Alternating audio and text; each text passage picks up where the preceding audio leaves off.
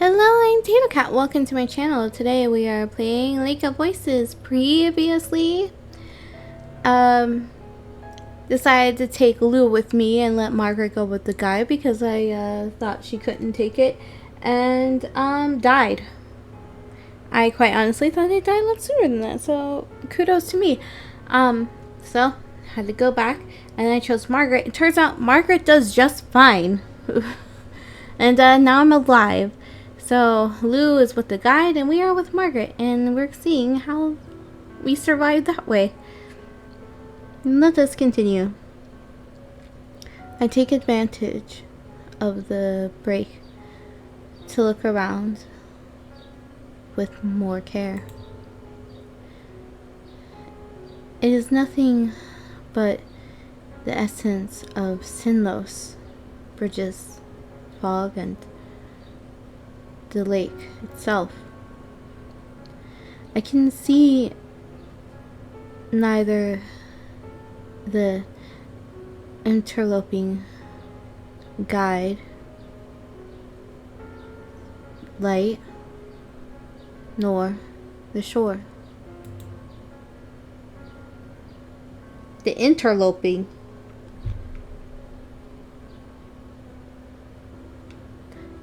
It does say interloping. Okay. Just wasn't okay. We are completely and utterly lost in this labyrinth of ever-changing bridges.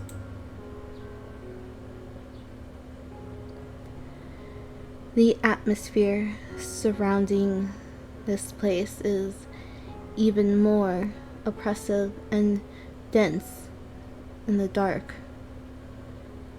Now that I've been forced to take in our situation, I am engulfed by the sheer emptiness of it all. The silence is deafening. Question: why did you do that to yourself?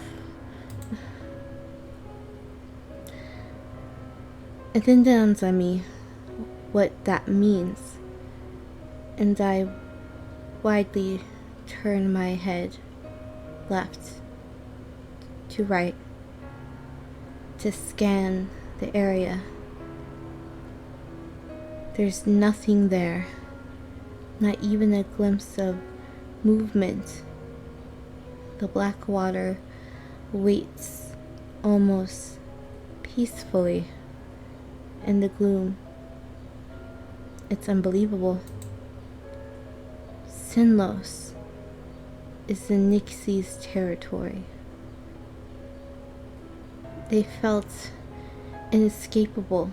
However, this lake is vast, and the Nixi are not omnipotent.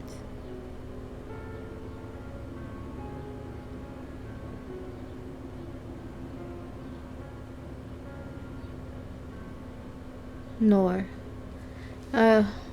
omnipresent nor omnipotent. Of course. I feel a surge of hope well up in my chest. What are you talking about? Well, they're not everywhere, and they're not all-knowing. So, that's a bit helpful. Margaret asks me, through her exhausted wheezing breaths. There aren't any Nixie in this area of bridges as far as I can tell. We may not have to worry about them for now. Yeah, but we should still keep moving. We should take this opportunity to fully rest. Then we can progress somewhat slowly for a time. Capturing the attention of those beasts with loud steps is something we must avoid. She perks up. Yes, you're right. That sounds like a plan. The two of us stand quietly together, regaining our strength for the path ahead. Being in such complete isolation with no end in sight is a strange sensation and drains me of motivation, making me feel as though our existence has already been lost. But one look at Margaret is enough to shake me of such notions. We can't give up now, despite the nothingness that encompasses us.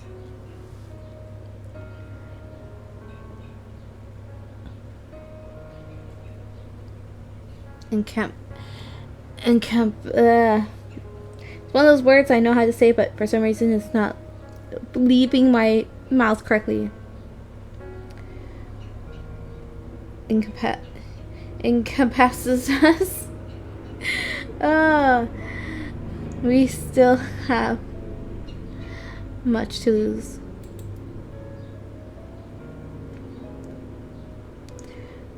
After a short period of time, we start to make our way across the bridges as cautiously as possible. Margaret and I walk together, side by side. We stay ever vigilant to any sounds of danger from the lake. She sighs softly beside me with a shake of her head. Oh, if only I had thought of that paper trick sooner. The guide might have let us stay. Don't blame yourself for that. The guide likely would have said that it agitated the Nixie too much, or could set the bridges on fire accidentally and was too risky to attempt. Margaret smirks, sighing slightly, and snorts at my meager attempt to voice the guide's thoughts. That is exactly what he would have said. I nod while entranced by my own thoughts. If anyone should be feeling regret right now, it would be me. The reason my lantern broke was because I had thrown it to assist the guide when we were on the island. It was impossible not to have noticed your little act of heroism. I had been wondering if that was it. I'm sorry. Please don't apologize. Unfortunately, we can't just leave the guide to fend for himself like he does for us. You had to be sure he remained to lead the group. It's your tendency for decision-making that is probably why he wanted you to stay. Pangs of pain sting in my chest. No matter how much I try to ignore it, I feel terrible about making Margaret remain behind in this bleak, spiraling maze while I choose someone else to accompany the guide. I dip my head down in a hot blush of shame. You couldn't force the guide to take the both of us. You tried. Tears form in the corners of my eyes at her gentle words. You're far too kind, Margaret. No matter the situation, I still made a decision, and it wasn't to ensure your safety.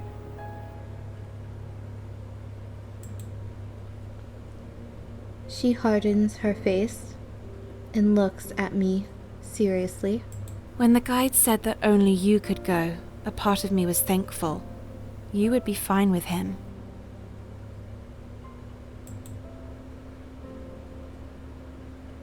But I admit, another part of me disliked being the one left behind. Not by the guide, but by you. It's silly, I know. Still, in a way, it's comforting that at least we're still with one another, even counting the circumstances that led to this.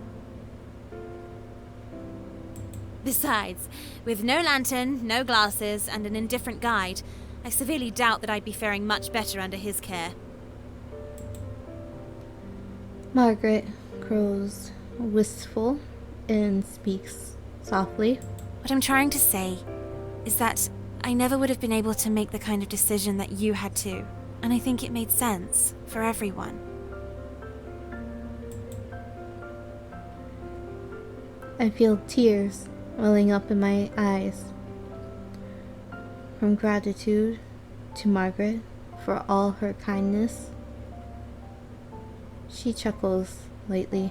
If that isn't a sign that I'm not meant to be a guide myself, then I don't know what is. I mean, you're doing pretty okay. Just learn to not drop lanterns and break glasses, huh? I dry my tears with my sleeve with a small sniffle. You've truly decided against that? What, to not be a guide or to be a guide? Yes, absolutely. I never want to see any lake again for as long as I live. Since I don't have any plans, I'll have to find a nearby village on the other side to stay out for a time. I'll decide what the next step on my path will be then. Knowing Margaret won't be stepping on these bridges again after this night eases my heart greatly. The future is starting to look brighter somehow. I look at her shyly. I would still like to help you, if that's possible.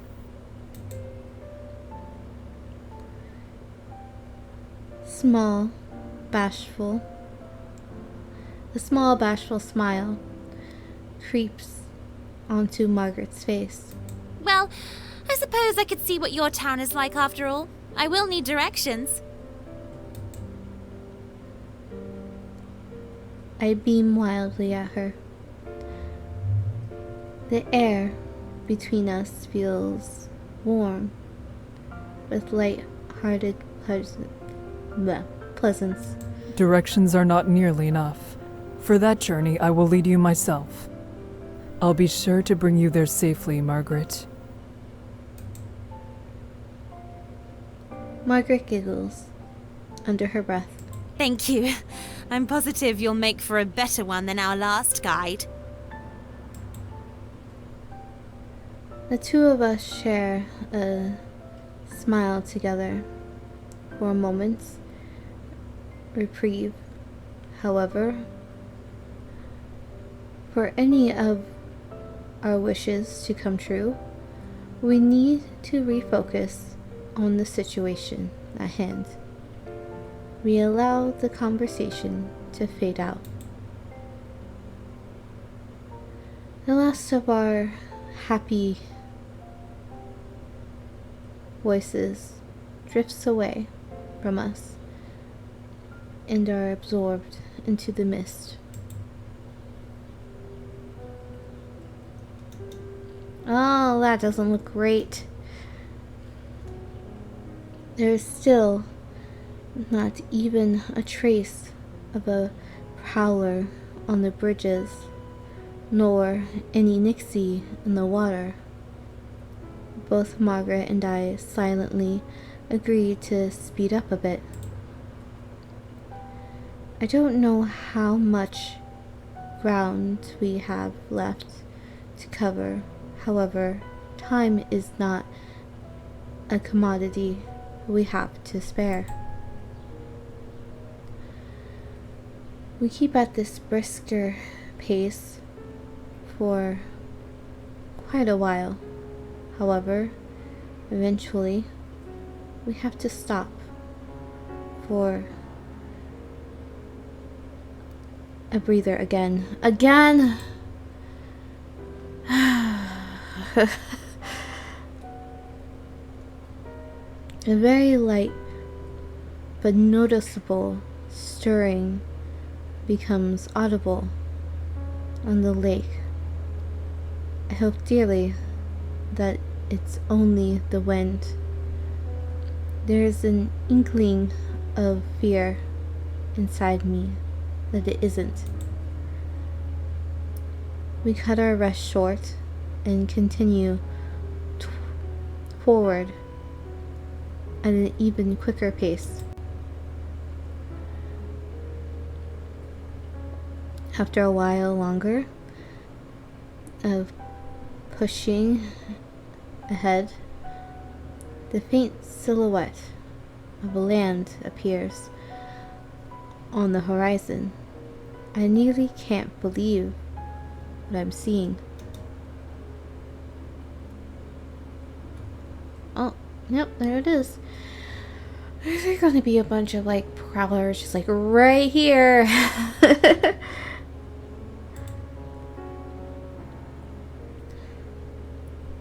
I attempt to steady my rising heart rate, getting close enough to land to see it only requires going towards it for long enough. But the true test is finding the bridge that actually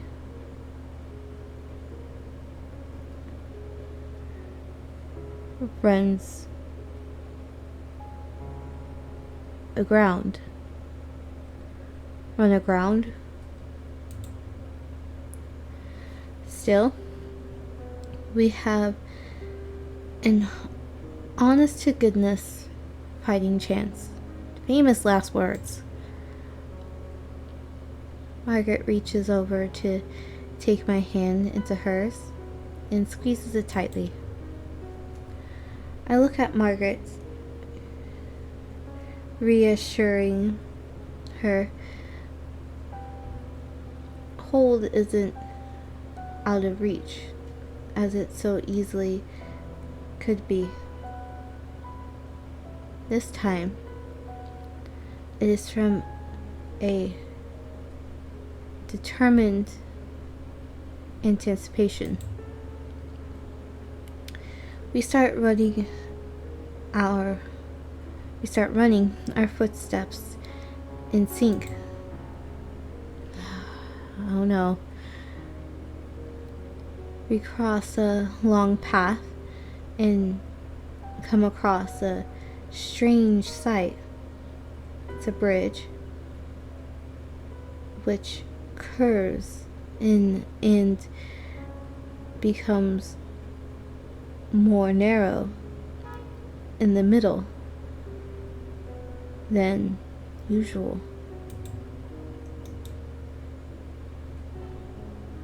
Oh my. Oh, I think I skipped something on accident.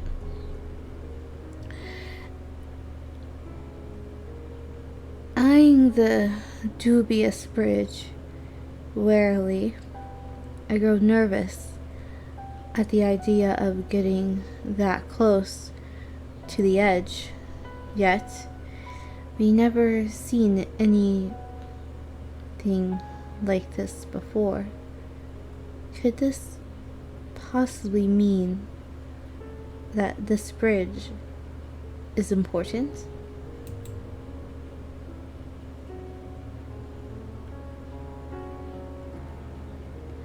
Then I hear it, the whispers of the Nixie. There's no mistake. There's no mistaking it now. We've been found by them.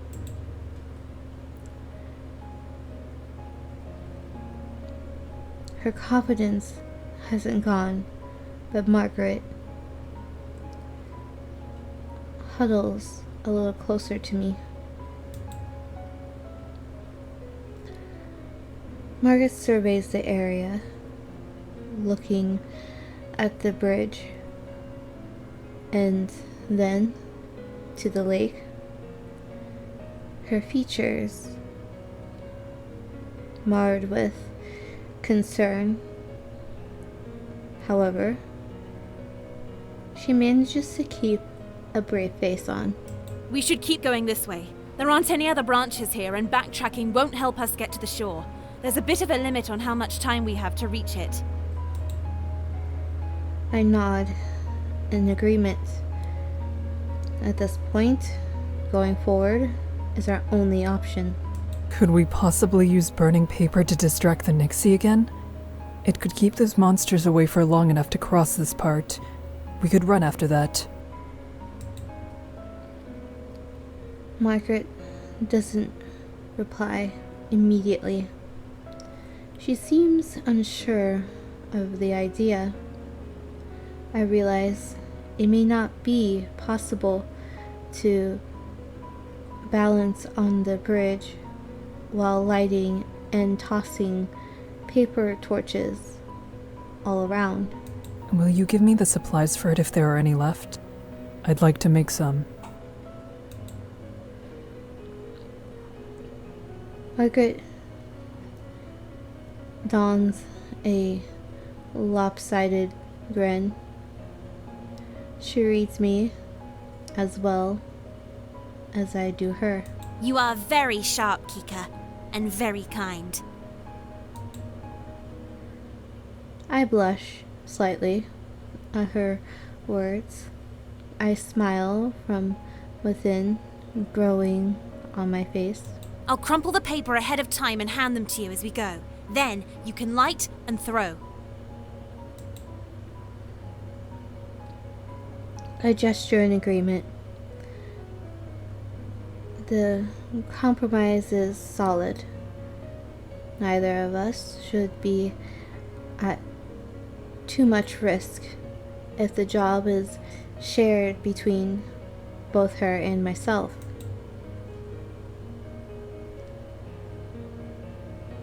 Margaret begins the monotonous job of tearing the pages out of the book and forming them into balls while I keep watch for any sign of danger. As I stand quietly amid the rippling and crunching of paper,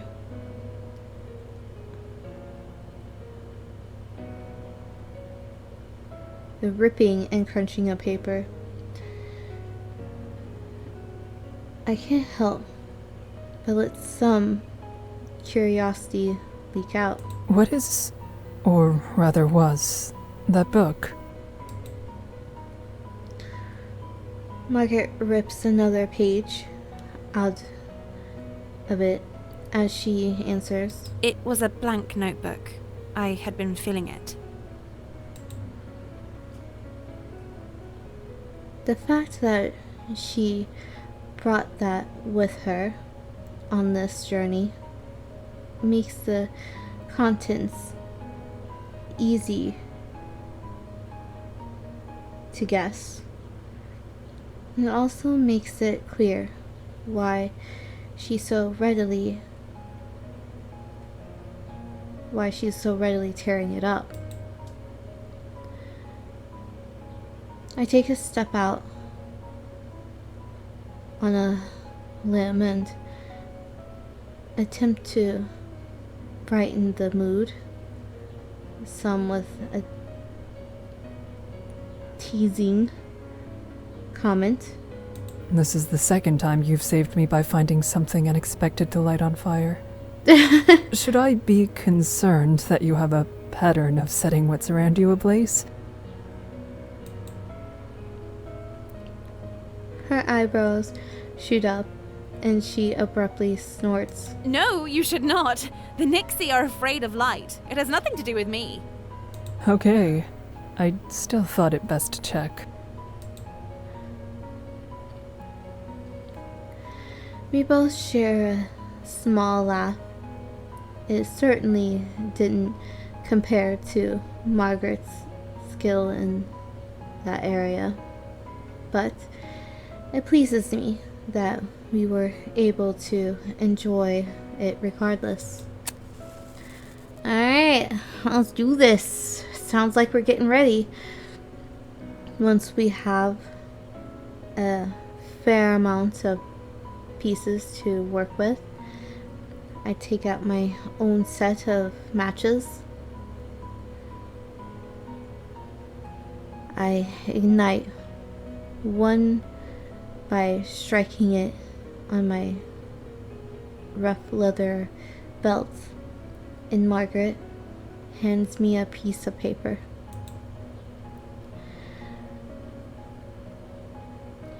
I light the paper ball and toss it onto the abyssal lake.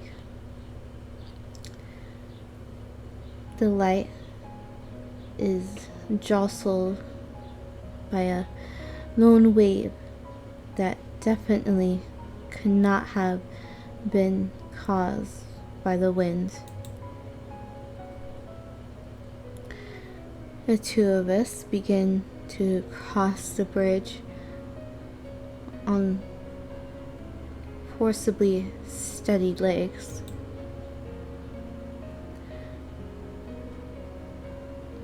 I light up makeshift torches, one after the other, tossing it wherever another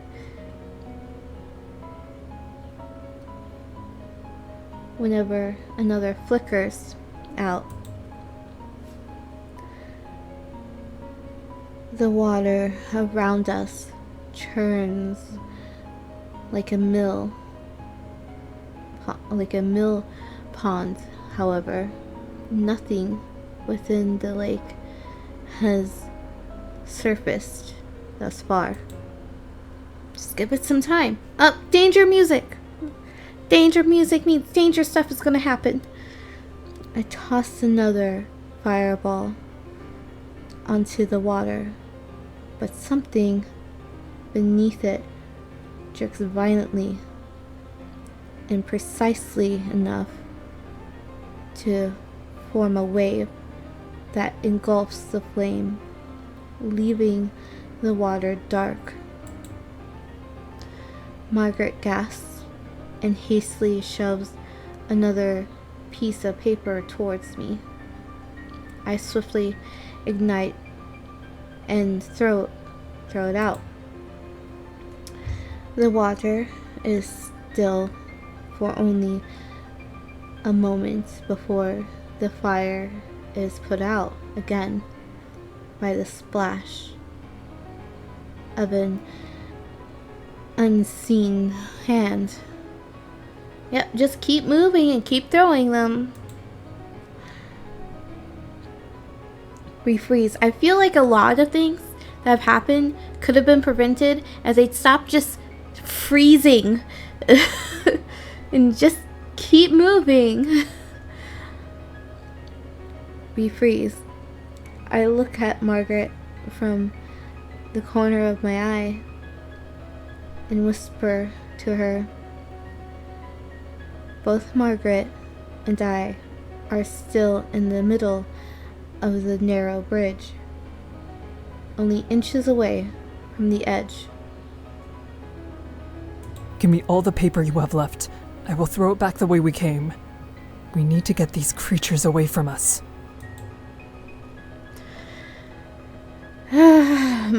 Margaret nods shakily and dumps the remaining paper into my hands.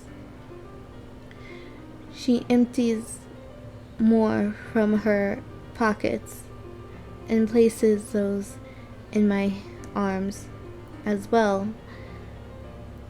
At least we didn't skimp on the amount made.